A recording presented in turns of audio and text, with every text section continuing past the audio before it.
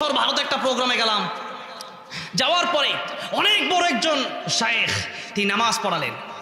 নামাজের পরে সম্ভবত মাগরিবের নামাজের পরে একা একা আমি নামাজ পড়লাম, কারণ গায়রে কারির পিছনে কারির নামাজ হবে না। আমার তেলাওয়াত শুদ্ধ, কেউ যদি অশুদ্ধ তেলাওয়াত করে তার পিছনে আমার নামাজ হবে না। নামাজ পড়ে নিলাম। পরের দিন ওনার মাদ্রাসায় আমার প্রোগ্রাম, আগের দিন পাশের আরেক এলাকায় আমার প্রোগ্রাম, ইন্ডিয়াতে, আসামে।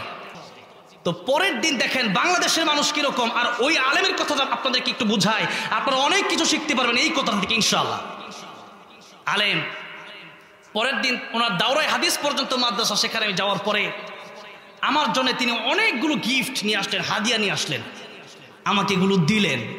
দেওয়ার পরে উনি আমারে হুট করে প্রশ্ন করে বসলেন, আচ্ছা হুজুর, গতকাল আমি আর আপনি দুজনে জামাত পড়লাম, আমি মাগরিবের নামাজ 3 রাকাত পড়ার পরে আপনি 2 রাকাত সুন্নত পড়বেন, আপনি 2 রাকাত সুন্নত না পড়ে আপনি আবার 3 রাকাত পড়লেন কেন? নিশ্চয়ই কোনো ঝামেলা হয়েছে। কি ঝামেলা হয়েছে আপনি আমার বলেন। তা আমি চিন্তা করলাম, এত বড় একজন আলেম যদি শরম পায়। আমি বললাম যে আমার মন মানসিকতা অন্যদিকে চলে গিয়েছিল। এটা সত্য কথা, অনেক সময় চলে যায় প্রায় সময়।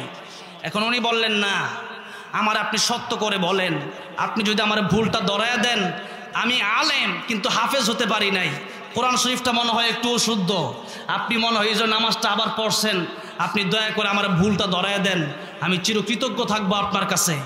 এত বড় আলেম, যে যত বড় আলেম, যে যত বড় জ্ঞানী, সে তত বিনয়ী হয়, ঠিক কিনা বলেন? আর যে যত মূর্খ সে তত অহংকারী হয়। তো ওই আলেমকে আমি বললাম যে 2টা সূরাতে 2 জায়গায় আপনার এই 2টা ভুল হয়েছে। উনি এত খুশি হলেন, বললেন চিরজীবন আপনার কাছে আমি ঋণী হয়ে থাকবো, আল্লাহু আকবার বলেন। আর বাংলাদেশের মানুষের যদি সত্যি কোনো ভুল হয়, তখন তার সেই ভুলটা ধরায় দিলে পরে সেই ব্যক্তি বলে, তোমার কাছ থেকে আমার শেখা লাগবে। অথচ প্রকৃত বন্ধু সেই ব্যক্তি যেই ব্যক্তি ভুল ধরায় দেয়।